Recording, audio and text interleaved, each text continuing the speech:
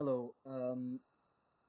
This wasn't really a planned video, but I wanted to just put in a few words about it because it seems to be a growing, I guess you could say, social phenomenon, or if not growing, at least more highlighted.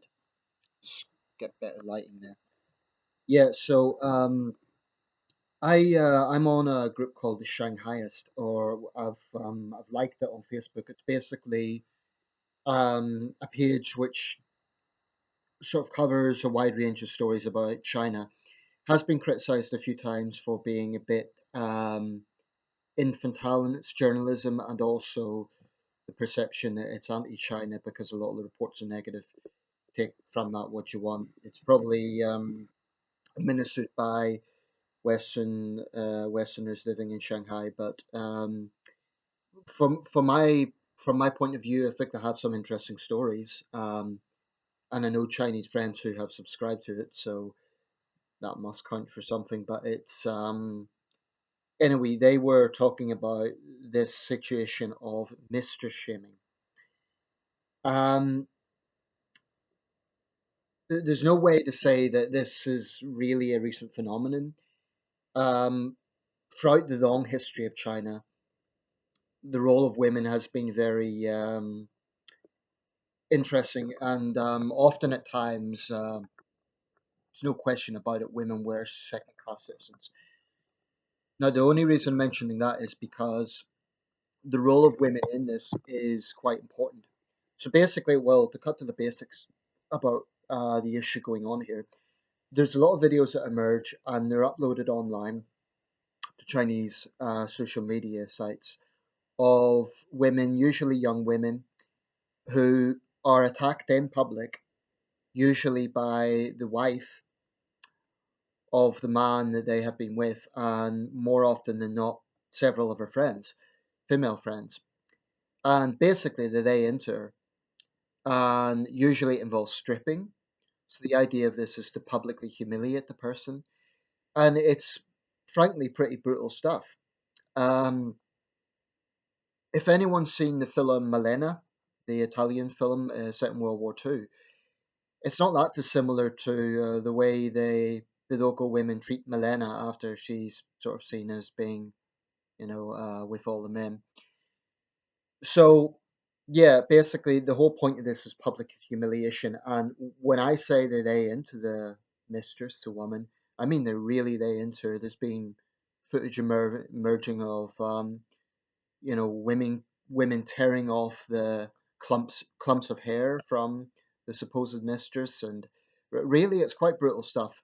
Um, but going back in Chinese history, there's always been this sort of suspicion of the Scarlet Woman, so to speak. And frankly, throughout Chinese history, women have often been blamed for things that have, frankly, taken two to tango.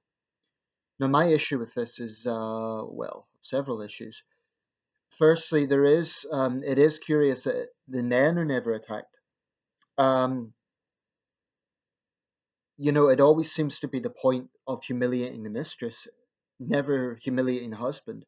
That's not to say that, men aren't humiliated by the wives in China, a country of 1.5 billion people. Of course, there's going to be a lot of things going on, but in these specific cases, it always seems to be the focus is always on the mistress. The anger, the rage is always on the mistress. Now, I don't want to be misunderstood. I in no way condone cheating. And I can definitely understand that if someone's married, if someone interrupts that, if they have an affair with your husband, they are homewreckers and all the rest of it. I get that. But, my job is not to play God here. And the truth is, in many situations, yeah, okay, these young women may know full well what they're getting involved with. Maybe they're doing it for money, maybe a range of reasons. But there is an assumption that they always know. That may not be the case. Husbands who cheat tend to be very good liars, which is why they often get away with it, and wives that cheat for that matter. But the point is, there's an assumption that the mistresses automatically know that they're wicked, evil people who are just trying to, break up homes. I'm not sure if it's that simple. I'm not sure if that is always the case. I mean, it would be a bit naive, perhaps, for a young woman to think that a middle-aged, successful man isn't married. But it's just, I find it unfortunate that the focus is always on the women. And no matter what you think of adultery or cheating, there is something particularly brutal about this, about humiliating someone in public in this way, in the most vicious way. I mean, that's going to scar them mentally for years. And I'm really not condoning cheating. You know, that's an awful thing. It can deeply hurt people. But I don't know if I like this, and I just find it interesting that the focus is always on the supposed mistresses. I mean, in the sense that they may not know what role they have.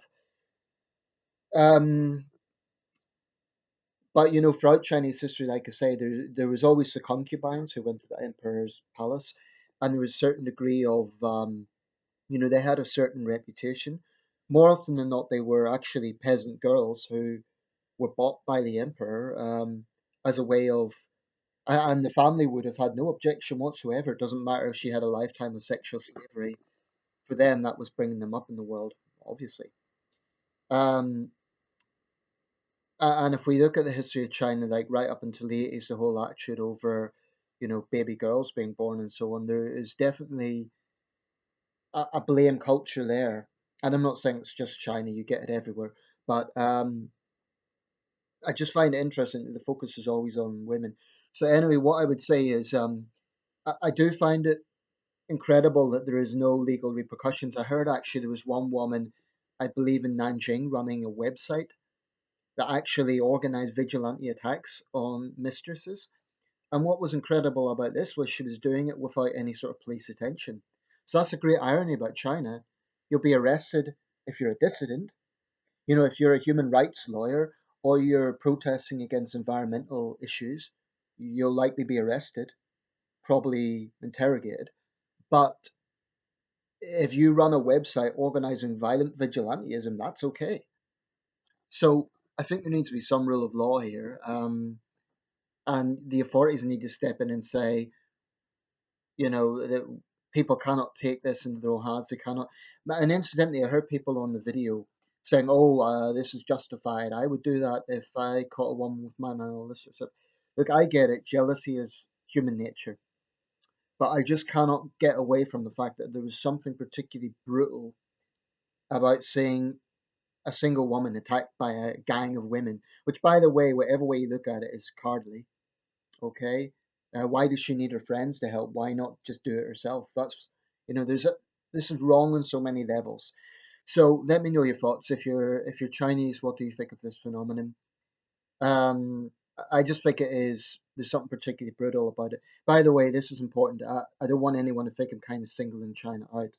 You know, similar things happen all over the world, and in no way saying China is the worst or anything like that. It's just that there has been a focus on these sort of things. um, they tend to happen in cities, which is interesting, and they tend to be nationwide. There's no, you know, there's no sort of local phenomenon with this. They tend to be nationwide. So yeah, I just find it very unfortunate. Um, because in the end of the day, there's an assumption these young women know exactly what's going on. They might not. You know, they may be with a man who's completely lied through his teeth. And then what, the next day some crazy woman bursts in to your house or attacks you on the street and wants to your blood. You know, it's something particularly brutal about that. So incidentally too, no one ever intervenes. Well, rarely. You know, the public just watch. Sometimes they even film it. I mean, this is, frankly, this is like a throwback to the Cultural Revolution, except there's not politics involved. But it's nasty, and it just, you know, whatever you think of cheating or adultery, I think that is going too far. In my opinion, I think it's just brutal. Let me know your thoughts.